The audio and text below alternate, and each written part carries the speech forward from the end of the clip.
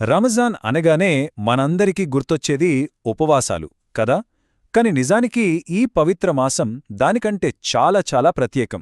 ఇది కేవలం ఆకలిని జయించడం గురించి మాత్రమే కాదు, మన ఆత్మను మేల్కొలిపే ఓ అద్భుతమైన సమయం. ఎందుకంటే ఇదే నెలలో మానవాళికి దారిచూపే దివ్య ఖురాన్ అవతరించింది. అంతేకాదు, చరిత్రనే మలుపు తిప్పిన కొన్ని అద్భుతమైన విజయాలు కూడా ఈ నెలలోనే వరించాయి. సో మన ఈ ప్రయాణంలో రంజాన్ వెనుక ఉన్న ఆ గొప్ప విజయాలు, పవిత్రమైన జ్ఞాపకాల గురించి మనం కలిసి తెలుసుకుందాం. రమజాన్ మాసాన్ని మానవాళికి లభించిన ఓ గొప్ప బహుమతి అనే ఎందుకంటారో తెలుసా? ఎందుకంటే ఈ నెలలోనే దివ్య ఖురాన్ అవతరించింది.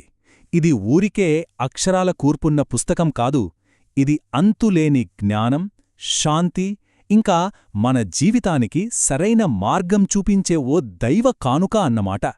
సరే, మరి ఈ దైవ బహుమతిలో అంత ప్రత్యేకత ఏముంది? మొట్టమొదటగా ఖురాన్ ద్వారా మనకు దొరికే ఆ మార్గదర్శకత్వం గురించి కొంచెం వివరంగా తెలుసుకుందాం. చూడండి, ఖురాన్ కేవలం ఏదో ఒక మతానికి సంబంధించిన గ్రంథం మాత్రమే కాదు, అది మొత్తం మానవాళికి ఒక గైడ్లాంటిది. ఏది మంచి, ఏది చెడు అని క్లియర్గా వేరుచేసి చూపే ఒక దారిదీపం. అందుకే ఇంత గొప్ప పవిత్ర గ్రంథం అవతరించిన రంజాన్ మాసానికి అంత ప్రాముఖ్యత వచ్చింది. ఒక్కసారి ఈ గ్రంథం యొక్క పవర్ గురించి ఆలోచించండి. ఒకప్పుడు అజ్ఞానమనే చీకటిలో పూర్తిగా కూరుకుపోయిన ఒక సమాజాన్ని ఇది జ్ఞానమనే వెలుగులోకి నడిపించింది. అది అప్పట్నుంచి ఇప్పటివరకు, ఇంకా చెప్పాలంటే ప్రళయం వచ్చేంతవరకు కూడా ఇది మానవాళ్లకి అల్లా ఇచ్చిన ఒక శాశ్వతమైన వరం. అందుకే ఖురాన్లో ఉన్న సందేశం ఎప్పటికీ నిలిచి ఉంటుంది. కాలం మారచ్చు, తరాలు గడిచిపోవచ్చు, కాని అందులో ఉన్న సత్యం మాత్రం అస్సలు చెక్కు చెదరదు. ఎందుకంటే అది సర్వశక్తివంతుడైన అల్లాహ్ నుండి డైరెక్ట్గా వచ్చిన దైవవాణ్ణి మరి. ఓకే, ఈ దైవ మార్గదర్శకత్వం అనేది కేవలం మాటల్లోనే ఉండిపోలేదు, అది చేతల్లో కూడా నిరూపించబడింది.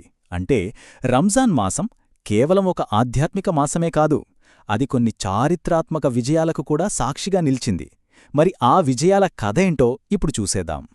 ఈ విజయాల్లో మొట్టమొదటిది, ఇంకా చెప్పాలంటే చాలా చాలా కీలకమైనది బద్ర్ యుద్ధం. రంజాన్ 17వ తేదీన కేవలం కొద్దిమంది విశ్వాసులు చాలా పెద్ద సైన్యాన్ని ఎదుర్కోవాల్సొచ్చింది. అది జస్ట్ ఒక యుద్ధం కాదు, అది సత్యానికి అసత్యానికి మధ్య జరిగిన ఒక పెద్ద పోరాటం.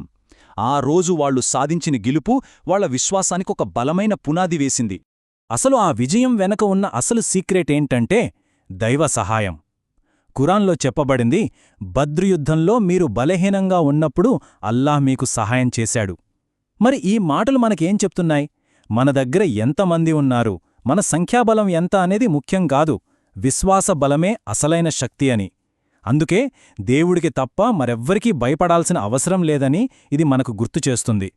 సో అది కేవలం యుద్ధభూమిలో దొరికిన గెలుపు కాదు, అది విశ్వాసం సాధించిన విజయం. అల్లా తప్ప మరో ఆరాధ్యుడు లేడు, ముహమ్మద్ ఆయన ప్రవక్త అనే ఆ శక్తివంతమైన నినాదం ఆ రోజు చరిత్రలో శాశ్వతంగా నిలిచిపోయింది. ఇస్లాం యొక్క మూల సిద్ధాంతం ఆ విజయంతో ఇంకా బలంగా పాతుకుపోయింది. రంజాన్లోని సాధించిన మరో అద్భుతమైన విజయం మక్కా విజయం. కాని దీని స్పెషాలిటీ ఏంటంటే ఇక్కడ కత్తులు కదల్లేదు, ఒక్క రక్తపు బొట్టు కూడా చిందించలేదు.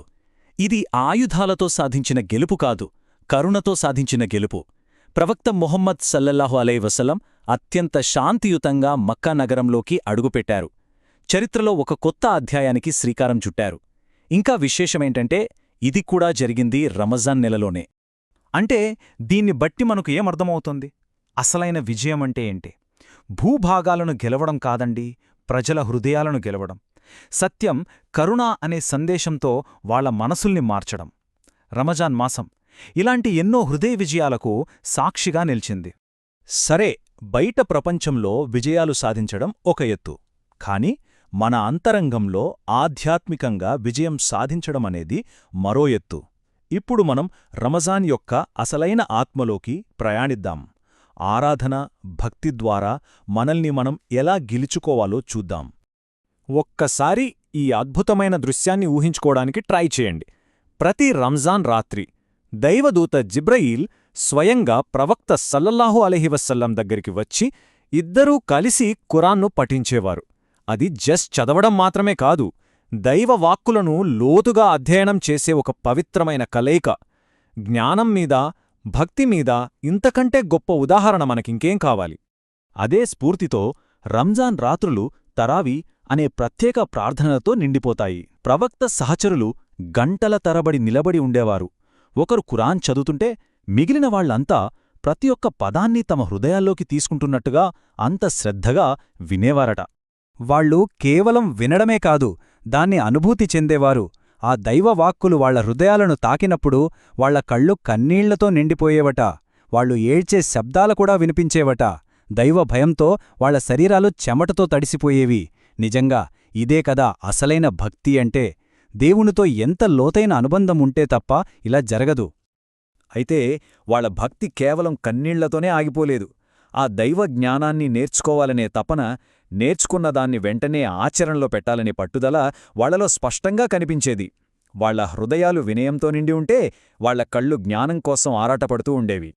సో, మార్గదర్శకత్వం, విజయాలు మరియు భక్తి, ఈ 3 విషయాలను కలిపితేనే మనకు కనిపించేది రంజాన్ స్ఫూర్తి. మరి దాని అసలైన అర్థమేంటో ఇప్పుడు ఫైనల్గా చూసేద్దాం. సింపుల్గా చెప్పాలంటే రమజాన్ అనేది ఒక కంప్లీట్ ఆధ్యాత్మిక ప్రయాణం. ఇది ఖురాన్ రూపంలో మనకు దైవ మార్గదర్శకత్వంతో స్టార్ట్ అవుతుంది. ఆ తర్వాత బదర్, మక్కా విజయాల రూపంలో సత్యం ఎలా గెలుస్తుందో చూపిస్తుంది. ఇక ఫైనల్గా తరావీఫ్ ప్రార్థనల ద్వారా మనల్ని భక్తిలో పూర్తిగా ముంచేస్తుంది. ఈ పవిత్ర రంజాన్ యొక్క ఆశీస్సులు మనందరిపైన ఉండాలని, ఆనాటి సహచరుల నుంచి మనం కూడా స్ఫూర్తిని పొందాలని మనస్ఫూర్తిగా కోరుకుందాం. సరే, ఈ ప్రయాణం చివర్లో ఒక ప్రశ్న మన ముందుంది. 100 క్రితం నాటి ఈ పాఠాలు అంటే మార్గదర్శకత్వం, విజయం, భక్తి, ఇవి ఈరోజు మన మోడర్న్ లైఫ్స్లో ఎలా రిలేట్ అవుతాయి? అసలు ఈ రమజాన్ స్ఫూర్తిని మన జీవితాల్లోకి మనం ఎలా తీసుకురాగలం? ఇది ఖచ్చితంగా ఆలోచించాల్సిన విషయం.